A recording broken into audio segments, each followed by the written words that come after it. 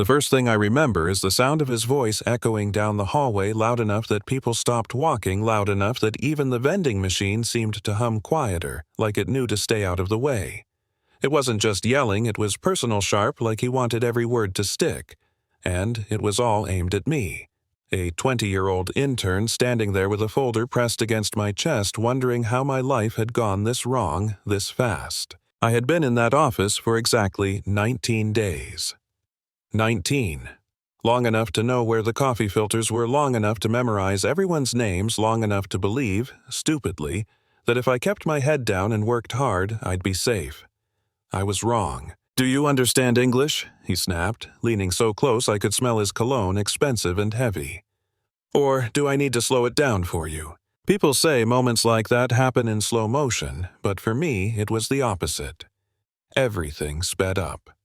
My heart, my thoughts, the way my hands started to shake even though I tried to hide it. I wanted to say something smart, something strong. Instead, all I could think was, "Don't cry, not here, not in front of him." I had worked my whole life for that internship.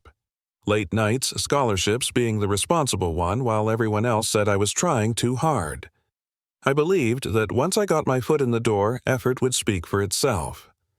What nobody tells you is that effort doesn't protect you from people who already decided who you are. He said I lost a document, a critical one, a file that according to him could derail an entire case.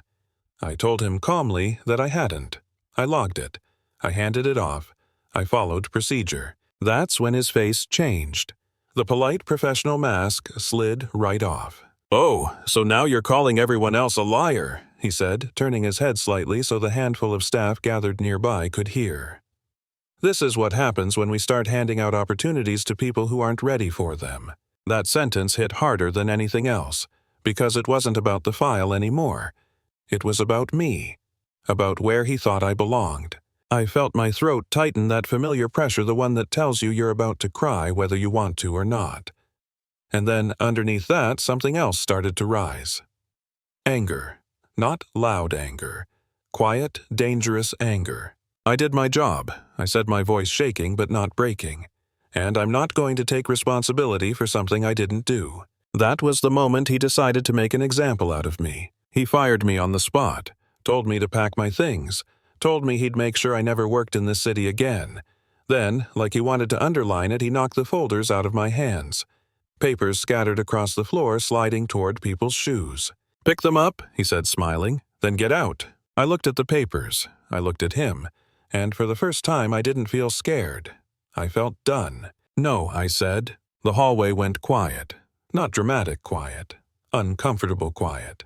"No," he repeated, incredulous. "No," I said again, louder. "I didn't lose that file, and I'm not leaving until you check the logs." That's when he called security. The officer hesitated, clearly. Uncomfortable, clearly aware, this wasn't right. But power has gravity. It pulls people into line whether they agree or not. As he stepped toward me, apologizing with his eyes, I felt the weight of it all crash down. This was how it ended. Not with justice. With silence and paperwork and people saying it's unfortunate, but then the doors at the end of the hall opened. I didn't turn at first. I didn't need to. The entire energy of the room shifted. Conversations died. Footsteps stopped. Whatever was happening behind me mattered. When I finally looked, I saw her. My mother. She didn't rush. She didn't raise her voice. She walked like someone who had nothing to prove and nothing to fear. Two men followed her, serious, alert, scanning the space like they expected trouble. "What's going on?" she asked, calm as still water. He waved her off. "Internal issue. Your daughter is being removed." She didn't even look at him. She looked at me. "Why are your files on the floor?" He threw them, I said. And then quietly, "Mom." The look on his face when he realized who she was, I'll never forget it. The brief flash of amusement, then irritation, then something else, calculation. He laughed. "Figures. You can't handle criticism, so you call your mother." My mom reached into her jacket. The badge caught the light. Gold, official, federal. "I'm a supervisory agent," she said, her voice suddenly cold. "And you're going to explain why you're threatening an intern in a public hallway." He tried to bluster through it. Claimed I was incompetent. Claimed I lost evidence. claimed she had no authority there. That's when she asked for the footage. Within minutes, the security feed was playing on a tablet. There I was, time-stamped, handing the file to his assistant. Signed, logged, clean. Then a few minutes later, him, walking out, glancing around, dropping the same file into a bin like it was trash. The silence afterward was thick, heavy, the kind that presses on your ears. He tried to talk his way out of it, blamed his assistant, blamed stress, blamed everyone but himself. It didn't work. They escorted him away in handcuffs. The same man who'd told me to pick papers off the floor couldn't even meet my eyes as he passed. I thought that would be the end. I really did. It wasn't.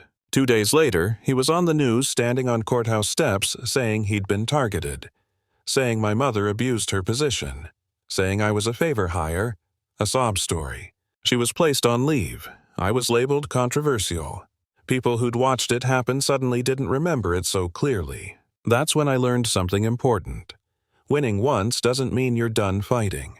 We dug deeper, quietly, carefully. While he talked, we listened. While he threatened, we documented. And when he made his next move thinking we were desperate, he walked straight into a trap of his own making. The night everything collapsed, I wasn't scared anymore.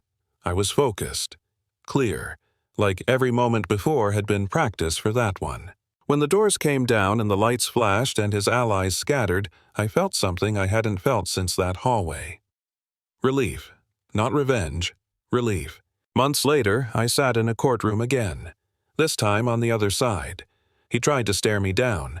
Tried to look powerful, but power doesn't survive daylight very well. The verdict was quick. Guilty. Across the board. As they led him away, he looked at me one last time. Not with anger, with confusion. Like he still didn't understand how someone he'd dismissed could be the reason he lost everything. Outside reporters asked how it felt. I told them the truth. It felt like justice. And like a warning. Because here's the thing. People like him don't rely on strength. They rely on silence. On you believing it's easier to bend than to stand. So let me ask you this. If you were in my place, would you have picked up the papers? Or would you have said no? Tell me in the comments. Argue about it. Disagree. Share a story where you saw power abused or where someone finally pushed back. And if this story hit you somewhere personal, pass it along.